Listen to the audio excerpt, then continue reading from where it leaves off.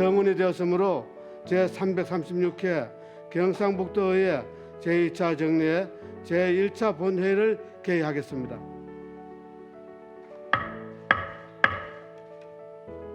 회기 결정의 끈을 상정합니다. 봉화 출신 국민의힘 농수산위원회 박창욱 의원입니다. 먼저 농축산물 가격안정기금 등에 관해 질문하겠습니다. 현재 우리 도의 23개 지자체 중 구미, 김천, 문교 등 11개 시군이 농축산물 가격안정기금 설치 운영에 관한 조례를 제정하고 있으나 일부 시군은 유명무실한 상태입니다.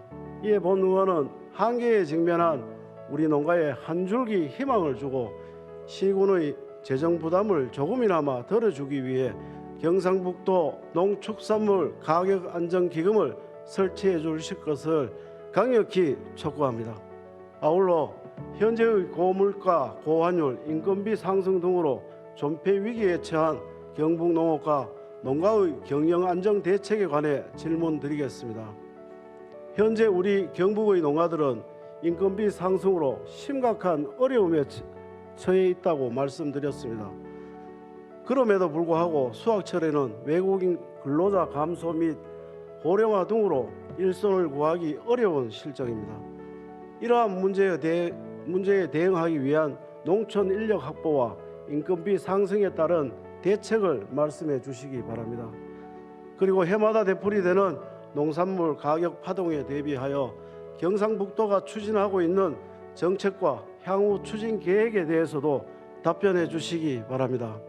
도에서도 2020년 봉화에서 운영한 형태와 유사한 농축산물 가격 안정기금 설치를 검토한 바 있으나 재정 여건이 안 돼서 현실하지 못했습니다.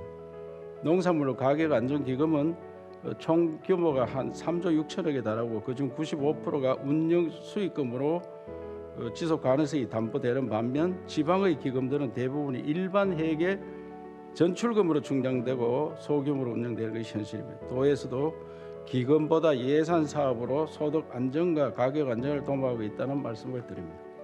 매년 반복되는 농산물의 가격 변동에 따른 농가 소득 불안정을 해소하기 위해서라도 시도지사 협의회장으로 농식품부에 이러한 현실과 봉화군의 사례를 전달하고 농산물 가격 안정기금 사업에 차액 보전 사업이 포함될 수 있도록 건의하겠습니다. 인력난 해소를 위해 농촌 인력 공급 서비스 운영과 외국인 근로자 유입 정책을 집중 추진하고 있다는 말씀을 드립니다. 또한 시도지사에게 비자 발급 권한을 부여하는 외국인 광역 비자 제도를 추진하기 위해 지난 9월 27일 국회에서 토론을 갖는 등 정책 실현을 위해 노력하고 있다는 말씀을 드립니다. CPTPP 체결 이후 더욱 심각해질 수 있는 수입 농축산물 완전 개방으로 인한 대책도 함께 질문하겠습니다. 첫째, CPTPP 찬반에 대한 도지사님의 견해와 그 이유를 말씀해 주십시오. 둘째, CPTPP 체결 이후 특히 우리 경북에서 많은 생산량을 차지하는 사과와 포도, 소고기 등에서 가장 많은 피해가 예상된다고 합니다. 경북의 주력 작목이 치명적인 피해를 입는 것입니다. 수산업도 베트남, 일본 등으로부터 어류, 각각류 등 수입이 증가하여 15년간 연평균 최대 1,000억 원 이상의 피해가 예상된다고 합니다. 이러한 경북 농수산업 피해에 대해 지사님께서는 어떤 대안을 가지고 계신지 말씀해 주십시오. 협정 가입은 우리 농축산업의 새로운 기회가 될 수도 있습니다. 누적 원산지 규정이 적용되는 다자간 협정의 장점을 10분 활용한다면 우리의 농축산물을 인건비가 싼 베트남 등에서 2차 가공해 호주나 일본 같은 해운국에 수출할 수 있는 길이 열리기 때문입니다. 다만 한국농촌경제연구원에서 협정 가입으로 향후 15년간 농축산업에 6조 6천억의 피해가 예상되는 전망을 내놓은 것을 보면 더욱 철저히 준비를 해야 된다고 생각합니다. 도지사로서 향후 진행될 정부의 협상 과정에서 지역 농민들의 걱정을 정부에 전달하고 위기가 아닌 기회로 활용할 수 있도록 정책 지원도 하도록 하겠습니다. 또 시도지사 협의회 차원에서도 공동 대응 방안을 논의하고 의견 수렴과 공론화를 진행하여 지방 정부 차원의 피해 차단과 대책도 마련하도록 하겠습니다. 다음으로 농작물 재해보험 관련 질문하겠습니다. 첫째, 지역별로 적용되는 요율 문제입니다. 보험 가입 시 적용되는 요율은 시군 단위로 적용되어 왔습니다. 그런데 지역에 따라 이 요율의 격차가 매우 크게 발생하고 있습니다. 두 번째로 보험금 지급의 기준이 되는 킬로그램당 표준 가격 문제입니다. 셋째, 기준 착과수도 문제입니다. 예를 들어 사과가 200개 달리는데 그중 100개가 떨어져도 기준 착과수가 40~50개밖에 안 되기 때문에 보험사에선 피해가 전혀 없다고 산정합니다. 그래서 농민들 사이에서 보험을 가입하는 의미가 없다는 얘기가 나올 지경입니다. 타도 및 지자체 등과 연대하여 해마다 되풀이 되는 농작물 재해보험 제도의 문제점을 개선해 주십시오. 재해보험을 하나 아침에 검토를 쭉 했는 걸 보니까 우리가 보험료를 한 2,150억을 냈더라고요. 그 해마다 2천억 넘어 내는데 우리 도에서 가장 많이 냅니다. 그런데 받는 게 얼마냐 물어보니까 한 900억 정도 받았더라고요. 피해가 심할 때. 그래서 제가 이래 할 것도 보험 왜 하는 얘기야. 우리끼리 모아서 주면 되지. 예? 그 아까 그 말씀인 같은데 이거 개선책을 반드시 마련해야 된다고 생각합니다. 그래서 통계를 더 자세히 보고 더 연구해서 우리 도 의원님께 대책 방안을 보고드리도록 하겠습니다. 예. 통합신공항 이전지인 군위 출신 건설소방위원회 박창석 의원입니다.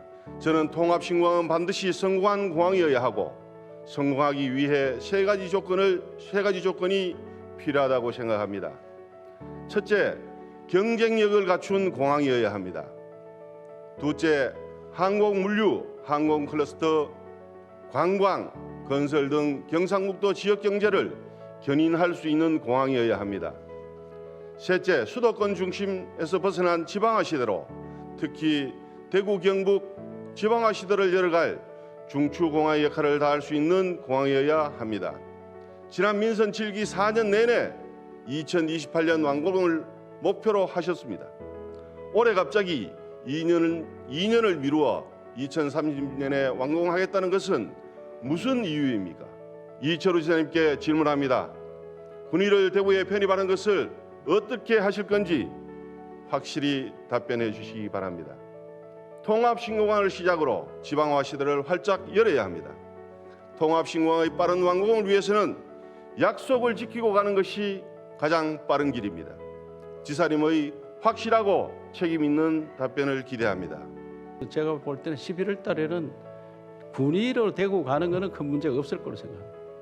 그다음에 공항이 지금 어떻게 되느냐. 이것은 현행 법대로 일단은 추진을 해야 됩니다. 공항이 기부대 양역이기 때문에 대구 지역 땅 팔아서 하는 겁니다.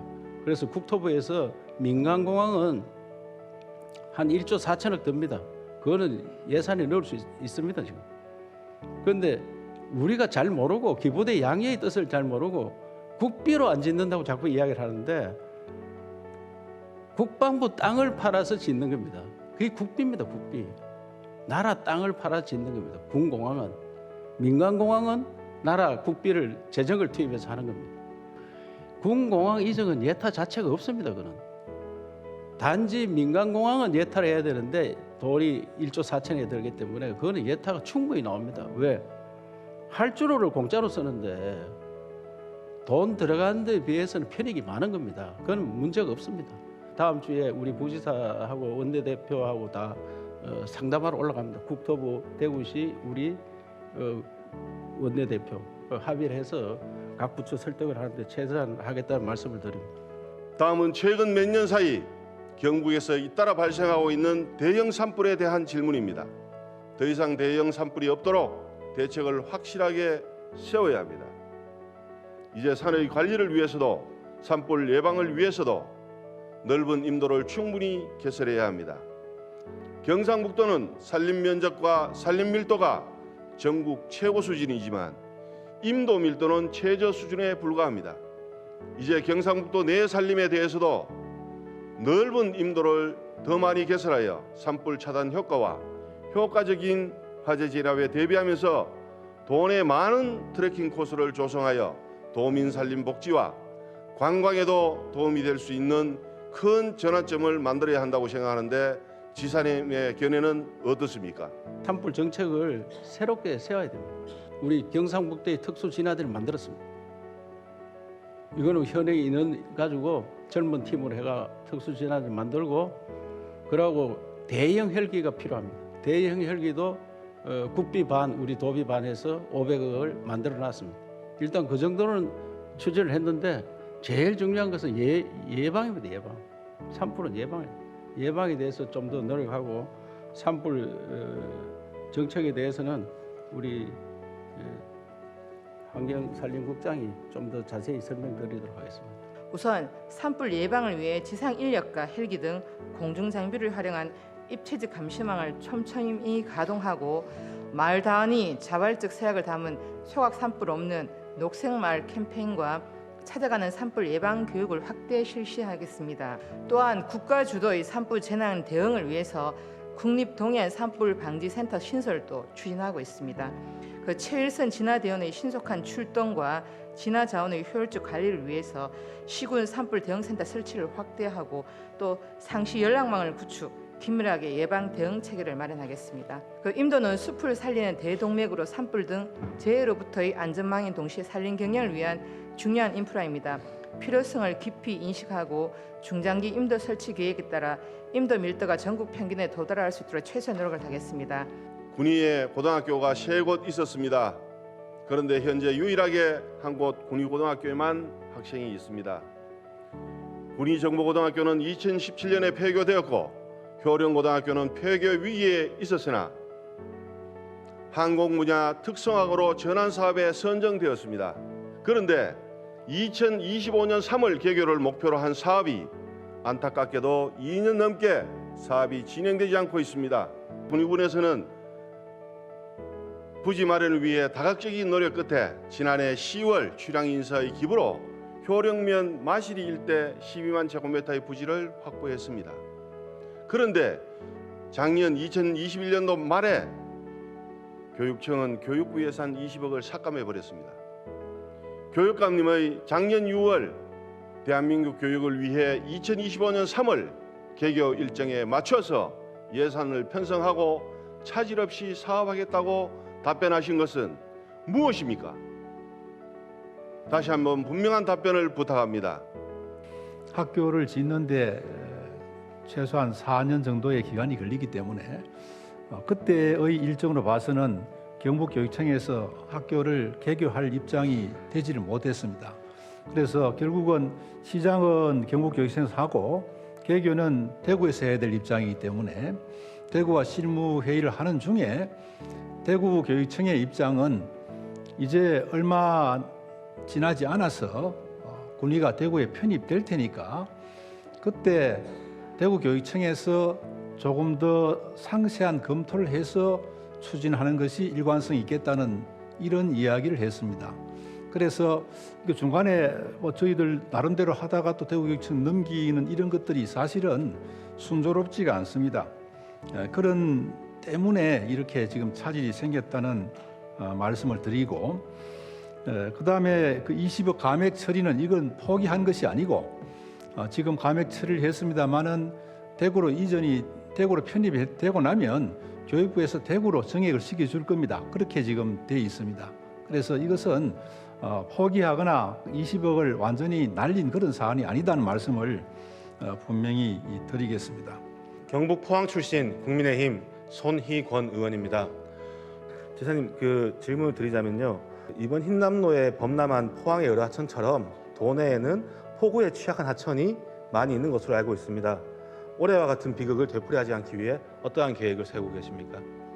예, 흰남노가 우리 포항시에서 용역을 줘가지고 비가 몇만 년 빈도냐, 우리는 500년 빈도라 이랬는데 정확하게 제일 많이 내린 시간을 보니까 84만 년 빈도라 이렇게 해요.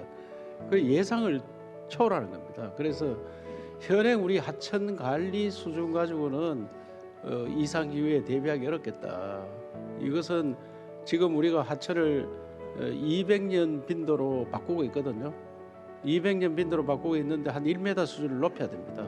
하천 폭도 넓히고 높이도 올리고 그래야 되는데 그래서 모두 다 하기는 힘들고 도시민이 많은 사는 지역부터 우선에 바꾸어 나가는 그런 계획을 가지고 있습니다. 다음은 연구 중심형 의과대학 설립에 대해 좀 질문드리겠습니다. 지금 우리 포스텍 연구 중심 의과대학 설립 위해서는 아직 보건복지부도 설득해야 되고 의대 정원도 받아야 되고 하는 과정이 많은데요. 그 향후 어떤 추진 전략 또 어떤 그 대책이 있습니까? 그 우리나라는 유독 의사협회에서 반대를 많이 합니다. 의사 수를 더 늘리면 안 된다. 이것 때문에 하는데 근데 이제 문제는 병원을 누가 짓느냐. 병원을. 그 병원을 뭐 한 1조 가까이 드는데 대통령께서 포스코 보고 병원을 좀 지어라 이렇게 요청을 했습니다. 대통령이 그렇게 관심을 갖고 하는 전례도 없었습니다. 포스코 회장 보고 병원을 좀 지었으면 좋겠다 이야기를 했는데 포스코는 아직 계획을 안 가지고 있는 것 같습니다. 그러면은 결국 민간을 통해서 병원을 지어야 되고 의과대학이 되더라도 병원 없으면은 불가능하거든요. 그래서 우리 의원님도 손님도 잘 아시다시피 우리가 어떻게 하면은 의사협회를 설득하고 그래서 TO를 받아내고 그리고 병원을 짓느냐 이게 제일 관건입니다.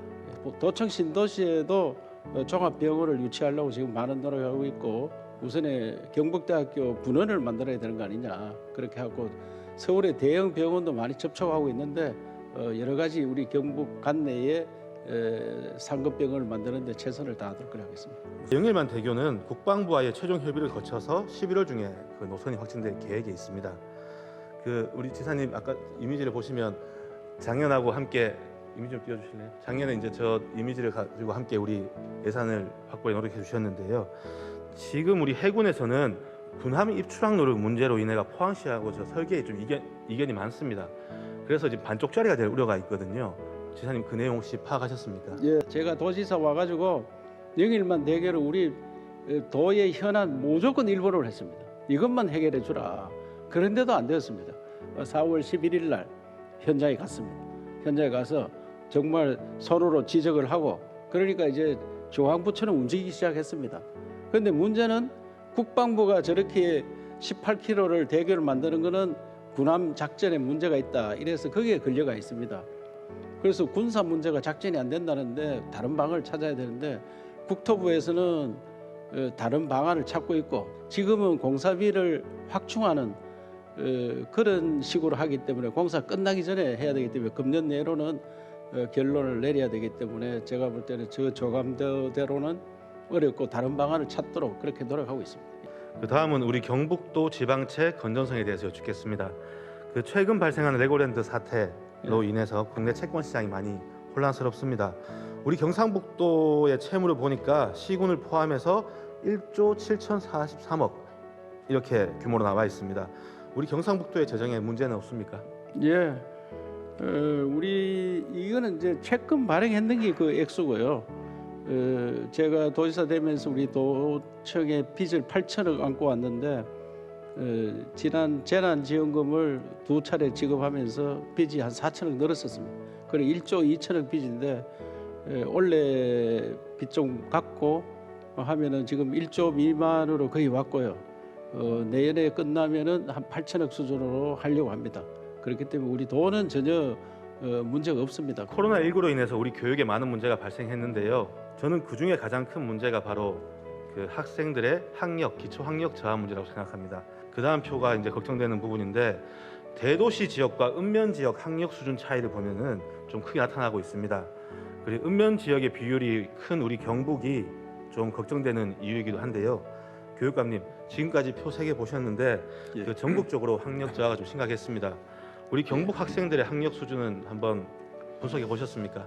우리가 기초 학력에 대한 진단 검사는 매년 3월에 하고 있습니다.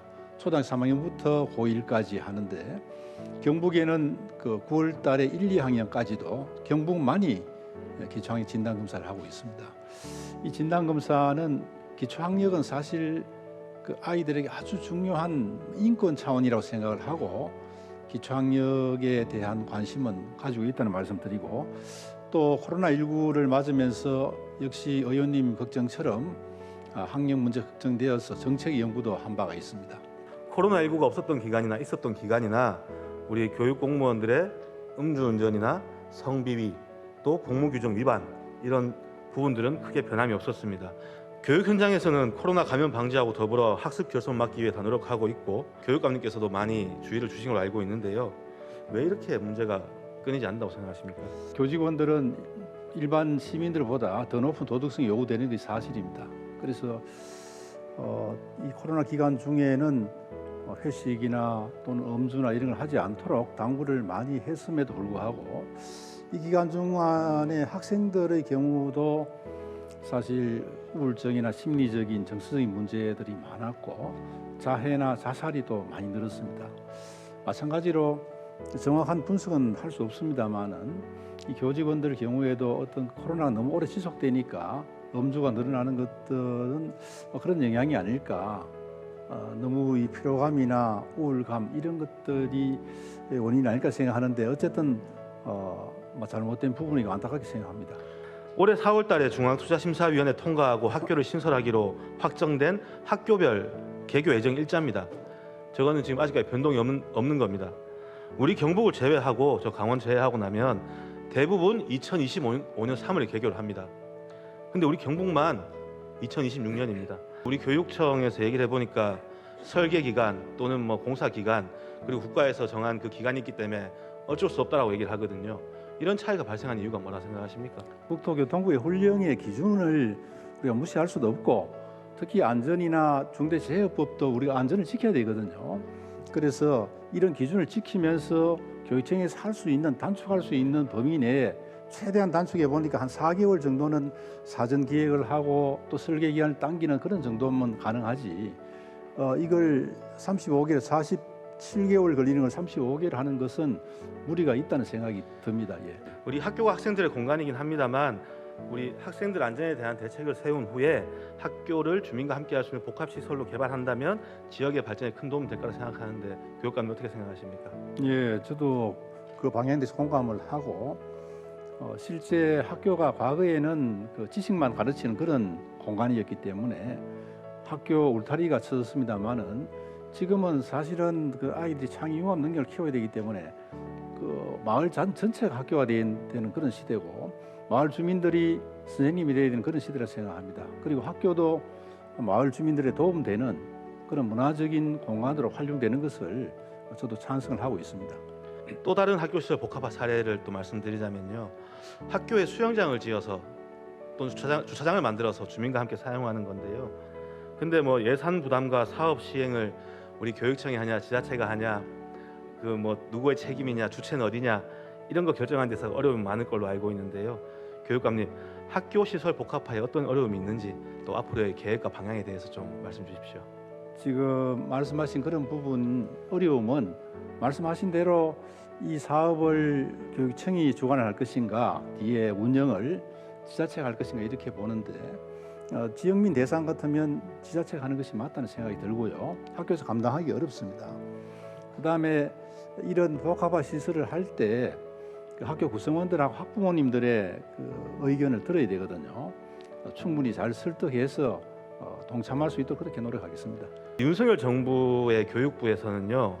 출발선 단계부터 국가 교육 책임 확대라는 목표 아래 2025년부터 모든 초등학교에서 전일제 교육을 도입하겠다고 밝힌 바 있습니다. 예. 국정과제의 성공적인 이행을 위해서 또 내년부터 시범사업 시행해서 2025년에 전국에 확대 중인 요 전일제 제도 안착을 위해서 우리 경북교육청도 준비를 시작해야 한다고 보는데요. 우리 교육감님 어떻게 하시겠습니까? 예, 실제로는 이 그 보육, 돌봄과 교육은 사실은 이 분리되어 있는 경우가 많습니다. 그 때문에 교원 단체에서 좀 개선하자는 그런 의견이고요. 아이들을 그 종일 돌보는 점에 대해서는 지자체가 맡든 교육청이 맡든 그런 체제는 가야 된다고 생각을 하고 현재 우리 경북교육청 지침에는 7시까지 돌봄을 할 수 있도록 해놨습니다. 그래서 지금 현재 온종일은 8시까지니까 그런 점들을 충분히 보완해 나갈 수 있다는 생각을 합니다. 첨단과학도시 포항의 위상에 맞는 포항전문과학관을 건립한다면 우리 포항 발전 아니면 또 경북 도민도 이용할 수 있을 것으로 기대됩니다. 잘 아시겠지만 우리 포항은 또 고속도로, 철도, 항공 그리고 또 항구까지 다 있는 또 교통요지 아니겠습니까? 우리 2023년에 전문과학관 공모가 된다면 우리 도전하기 위해서 포항이 이제 용역도 준비 중에 있는데요. 아직 내년 예산이 확정되지 않았지만 국회에서 내년도 만약에 전문과학관 예산이 확정되고 공모된다면 우리 포항에 유치될 수 있게 좀 도와주시겠습니까? 예, 우리 경주가 지붕 없는 박물관이라면 우리 포항은 각종 첨단 산업이 집적되어 있는 첨단 과학의 도시입니다. 그 위상에 걸맞는 이 전문과학관은 꼭 필요하다고 생각하고 현재 추세로 봐서는 내년도도 올해 기준으로 봐서 중형 1개, 소형 1개 정도는 이 전문과학관 모집이 있을 것으로 생각하고 있습니다. 지금 포항에서 12월 24일까지 이 전문과학관 용역을 수립하고 있는 것으로 알고 있는데 알찬 결과가 나올 수 있도록 저희들도 연구 단계에서부터 적극 지원을 하고 공모 단계에서도 적극적으로 지원하도록 하겠습니다. 이상으로서 오늘 상정된 안건을 모두 처리하겠습니다. 제2차 본회의는 11월 22일 11시에 개의토록 하겠습니다. 모두들 수고하셨습니다. 사내를 선포합니다.